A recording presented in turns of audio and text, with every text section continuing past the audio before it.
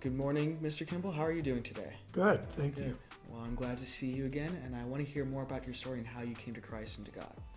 Well, this has started out in Colorado with my mom and brother and sister, and my mom and dad were divorced when I was 10, so it left my mom alone to raise 3 small children. And my mom also had some mental illness, and in fact, I had to kind of help her through this process and help with my sister and brother and make sure my mom would take her medications. Yeah. There were a few times when she would not take them, and she would end up having a relapse, and I'd have to go and check her into a mental hospital for a period of time, and just help with the chores around the house and doing those type of incidences. I think that had a huge impact on all 3 of us children. Thank God I managed to work through it, and the Lord spared me from trouble during that time. Now, my sister didn't fare so well, and I think she suffered quite a bit from having my mom in that state, mental state. And eventually my mother asked my dad, or my dad suggested that he take my sister Kay. My dad wanted to have her to help her because my mom was going to move for a job in southern Colorado. And my mom wanted Kay to be close to medical support. Of course, yeah. So I was 19 at the time, and I had moved out of the house, got my own apartment. I'd finished high school and was working full-time for the National Guard. Went to college part-time. And then I found out that my sister went missing. This was Friday, January 17th, 1969. And Kay went missing, and so we had neighbors and friends from the National Guard and the family looking for her on that Friday. And she had ridden her bicycle over to the Villa Italia Mall, which was adjacent to the neighborhood we lived in, and never had come home. So that weekend, we spent all the weekend looking for her with no success.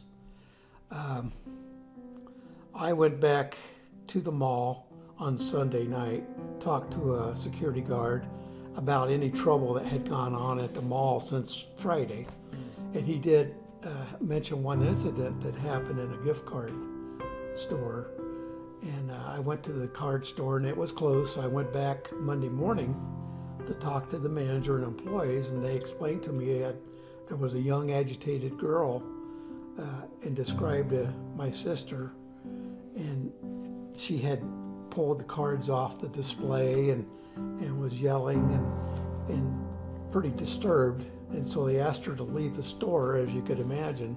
Yeah. And she went out the back door, and the store told me the employees watched her, and she went into this field behind the mall.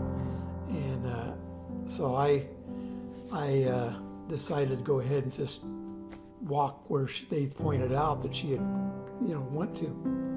And I climbed the hill, and there was fresh snow on the ground. And I got to a rise right by this large tree that they had pointed to. And I could see there was a little frozen pond there, and I could see the form of a body laying covered with the snow.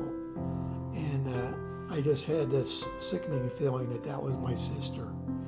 So immediately I went back to the mall and called my dad and called the police, and they came out, and sure enough, it was my sister. And so, of course, that really was a painful time for my family, for my dad and my stepmom, and my brother was with my mom down in southern Colorado. So, but the interesting thing was that Kay was very sweet. She was very loving. And she had been asked by a bus driver to go to their church. Really? A little Baptist church. And come to find out, Kay had become a Christian at that church. And I could tell she was really happy and joyful. And she wanted me to go to church. Well, I hadn't had any church background and wasn't really interested at that time. But this incident with my sister really kind of propelled you to the path. Right. It made me consider the meaning of life, you know. So once we finished with Kay and going through the funeral and all that process, I came back to work and went to work part-time at Montgomery Ward's at that same mall. Really? Yeah. And I was just working part-time because I was working full-time for the National Guard and going to college at night, those type of things. And this was around Christmas time. Oh, wow. Of '69. And I met this young lady working in an adjacent store, adjacent department of the store. And so I asked her to go to coffee break with me, and you know, we started dating after that. And come to find out, my sister's name is Kay. Well, this lady, young lady, her name was Linda Kay. Really? Yeah. And I thought, what a coincidence. And so we dated and eventually became married. Been married for over 50 years now. And we named our daughter Kay, Melanie Kay. So her middle name was Kay. And then Melanie had a daughter, and her name is Madeline Kay. So it carries on your sister's legacy. Right. Wow. So the presence of my sister is with us through all those women. So I have a quick question for you. Sure. Before your commitment to Christ, how did you view God before all this stuff that happened? I believed there was a God, but I didn't worship. I wasn't a member of any church. I was really into the world. You know, I drank, and so I was on the beginning of alcoholism probably, as much as I drank. So then my wife back then invited me to go to her church, and that's where I got saved. And never turned back, you know, and I've been praising the Lord ever since that time, over 50 years ago, that I could be a Christian, and I know I'll be able to see my sister and parents and brother eventually. Yeah. So how did your original family recover after the events with your sister? Well, I think it softened all of us, you know, and I think my dad eventually accepted the Lord. Wow.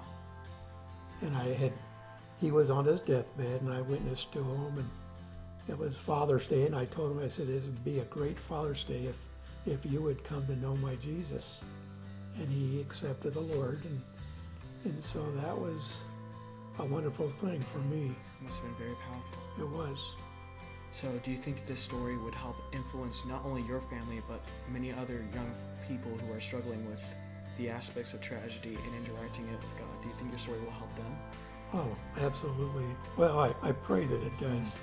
You know, I've gone through some pretty hard times in my life. One being with my mother and helping her through her mental station, and in my sister's death, and later on my brother's death, you know. And those things God has brought me through those things and made me a stronger Christian over time. And I can look back on those and see how God has changed my life. Well, Mr. Kimball, thank you so much for your story. It's profound and it's powerful, and I'm sure it's going to bless a lot of people at this event. So once again, thank you so much. You're welcome. Thank you.